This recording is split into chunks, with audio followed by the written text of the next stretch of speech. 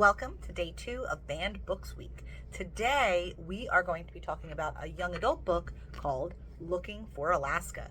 John Green is a famous author who has written a bunch of different books. You've probably heard of The Fault in Our Stars. They made it into a movie. This one they made into a miniseries on Hulu, but the book itself has been banned from several libraries. And the reasons are because of mentions of alcohol use as well as offensive language. So yes, they can ban a book just because there's curse words in it.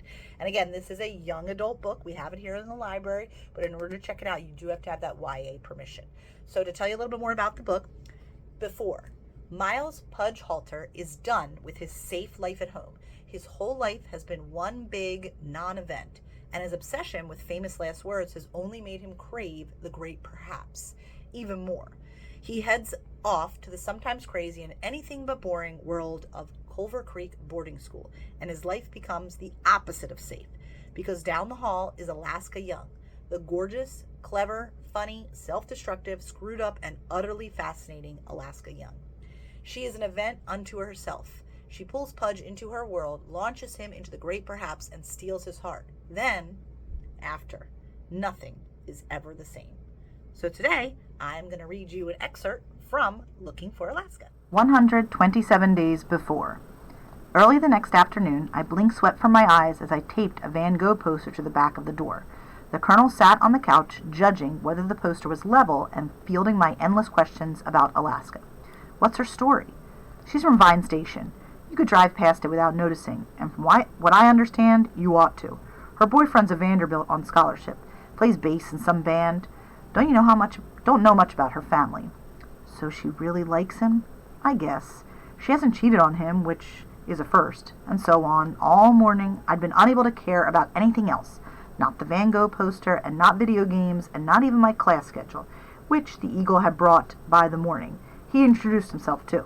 Welcome to Culver Creek, Mr. Halter. You're given a large measure of freedom here. If you abuse it, you'll regret it. You seem like a nice young man. I'd hate to have to bid you farewell. And then he stared at me in a manner that was either serious or seriously malicious. Alaska calls that the look of doom, the colonel told me after the Eagle left. The next time you see that, you're busted. Okay, Pudge, the colonel said as I stepped away from the poster. Not entirely level, but close enough. Enough with the Alaska already. By my count, there are 92 girls at this school, and every last one of them is less crazy than Alaska, who, I might add, already has a boyfriend. I'm going to lunch. It's Bofrito Day. He walked out, leaving the door open, feeling like an over-infatuated idiot. I got up, to close the door. The colonel, already halfway across the dorm circle, turned around. Christ, are you coming or what? You can say a lot of bad things about Alabama, but you can't say that that Alabamians as a people are unduly afraid of deep fryers. In that first week at the creek, the cafeteria served fried chicken, chicken fried steak, and fried okra, which marked my first foray in the delicacy that is the fried vegetable. I half expected them to fry the iceberg lettuce, but nothing matched the Bofrito, a dish created by Maureen, the amazingly and understandably obese Culver Creek cook, a deep-fried bean burrito. The Bofrito proved beyond the shadow of a doubt that frying always improves the food. Sitting with the colonel and 5 guys I didn't know at a circular table in the cafeteria that afternoon, I sank my teeth into the crunchy shell of my first Bofrito and experienced a culinary delight. My mom cooked okay, but I immediately went to bring Maureen home with me over Thanksgiving. The colonel introduced me as Pudge to the guys at the wobbly wooden table, but I only registered the name Takumi, who Alaska had mentioned yesterday.